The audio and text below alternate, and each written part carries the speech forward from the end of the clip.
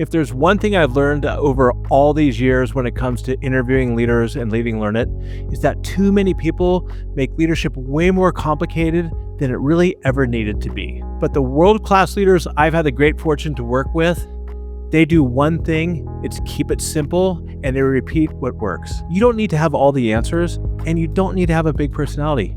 But what you do need is a few core habits, stick with them, and be consistent. And that is exactly what we're going to be diving into today. In this episode, I'm going to be sharing with you 5 very simple habits that you can start using immediately.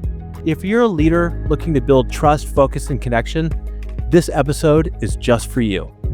And please stick around to the very end. I've got a great free gift for you that will help you accelerate your leadership. Welcome to the Learn It All podcast, the show for today's leaders who want to get ahead and stay ahead because we believe great leaders aren't born or made, they are always in the making. I'm your host, Damon Lembi, 2-time best-selling author and CEO of Learnit, a live learning platform that has helped upskill over 2 million people. All right, let's get started. Habit number 1, set your big 3 every morning. Leading a team can be overwhelming and it can be chaotic. I want you to think about this. A recent study showed that in 2019, middle managers had an average of 3 direct reports. By the end of 2024, that number doubled to 6. That number is rough. It means the demands you have from your direct reports have gotten way more, and that doesn't even take into consideration the demands you have from your leader and what they expect out of you.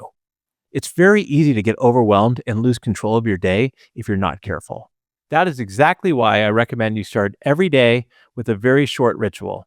Take 10 to 15 minutes, find a quiet space, get a coffee, tea, whatever you like, sit down and write out the top 3 most important things you need to accomplish that day. Write it in a notebook, put it on your phone, but really think it through and get focused and intentional on what the 3 most important things you need to accomplish that day. When you do this, you'll feel more focused, more proactive, and far less stressed. If you skip this, your day can get hijacked by fires, distractions, and you'll literally finish the day feeling busy, but unsure if you even accomplish anything. That's why I recommend that you start each day with a very short ritual. All right, let's move on to habit number 2. Start every conversation with your direct reports by asking them something personal. Ask, how are you doing? How was your weekend? How are your kids? What's going on? That moment where you show genuine curiosity builds trust. It shows your team that they mean more to you than just a means to an end. According to a Gallup workplace report, employees who feel their managers are genuinely interested in them as a person are 3 times more likely to be engaged at work. This is a really simple habit that helps set the tone. If you just jump into work without asking how somebody's really doing, you're sending them a message. You matter for what you do, not who you are. And over time, that's going to chip away at their trust, their loyalty, and it's going to prevent them from sharing honest communication. And here we are at habit number 3. End every conversation with, and what else? Let's stay with the conversation we were just talking about for a moment. Instead of ending your one-on-one meeting with just marching orders or action items, get in the habit of asking, is there anything else you'd like to discuss? Or better yet, what else is on your mind? That question comes from one of my all-time favorite books, The Coaching Habit, and it's pure gold. If you haven't read that book already, you need to go out and get it. I put the link in the show notes. And that question, and what else, encourages deeper thinking, and it gives your team permission to bring up stuff they might have otherwise held back on. I want you to think about this for a second. You may be talking to dozens of people throughout the day. If you don't ask, they could walk away carrying stress, or they could even be frustrated thinking, I had this opportunity to ask this question, and they're even down on themselves for not taking advantage of it.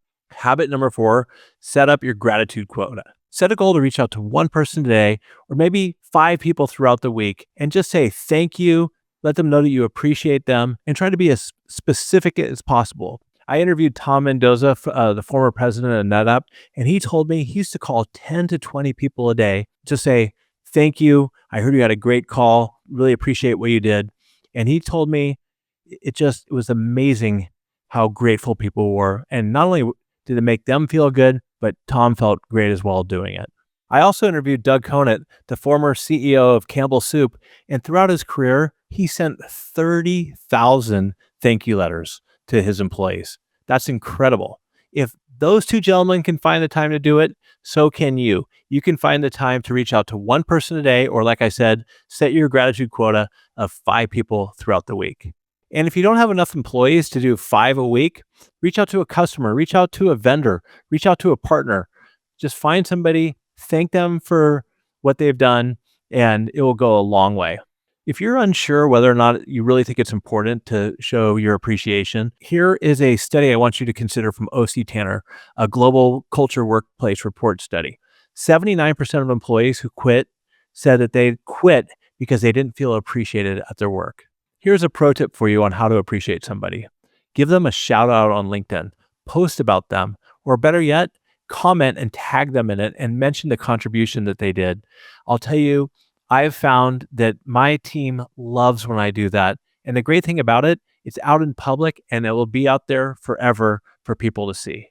All right, we're rounding it out for habit number 5. Stop sending weekend emails. This is something I struggle with for a very long time, but I've gotten a lot better at it. You might be working on the weekend. That's your choice. That's fine. But you send an email and you think, well, you know what? I told them they don't have to respond until Monday. But here's the truth. They still see it and it still lingers in their mind. Even top performers feel subconscious pressure. And over time, that creates burnout, it creates resentment and presentism, where people look engaged but feel drained.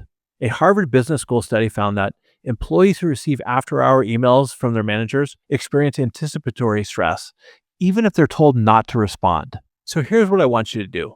You can go ahead and you can write the email, but don't send it. Save it in a draft or schedule it to go out sometime in the future Monday morning. Protect your team's weekends. It shows you respect them, you respect their time, their boundaries, and their families. All right, so let's recap the 5 habits that I think will instantly make you a better leader. Number 1, set your big 3 every morning. Get focused.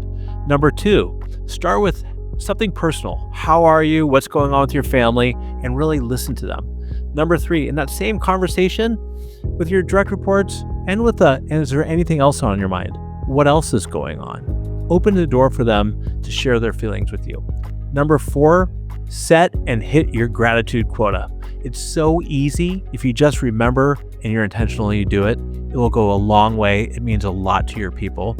And number 5, stop sending emails on the weekend. It doesn't benefit you. It doesn't benefit your team. You need to learn to show constraint. Have respect for them and their families.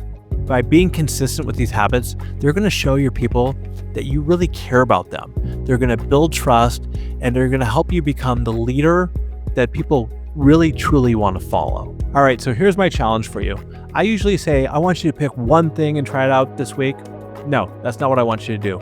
I want you to try out all 5 this week. With these habits, I want you to test them out. I want you to tweak them and kind of track and see how your team responds. And as promised, thank you for tuning in for the whole episode. I want to offer you 45 days of free live learning from Learnit. All you have to do is go to the show notes, click on the link, sign up, no strings attached, and please take as many classes as you can. And send me a note on LinkedIn or an email or something. I really, truly care about your feedback on how your experience is with the classes. And if you're curious and want to learn more about how to be a Learn It All leader, as I say, then you can pick up my book. It's called The Learn It All Leader, Mindset, Tools, and Traits, and you can find it on Amazon, Barnes & Noble, wherever it's at. And I got one more favor to ask. If you haven't already, please rate and review the Learn It All podcast on your favorite platform. It goes such a long way for us in helping us get our message out there. I would really appreciate it. So I would greatly appreciate that. And until next time, everybody, do me a favor, stay curious, keep learning, and have a great day. Thank you.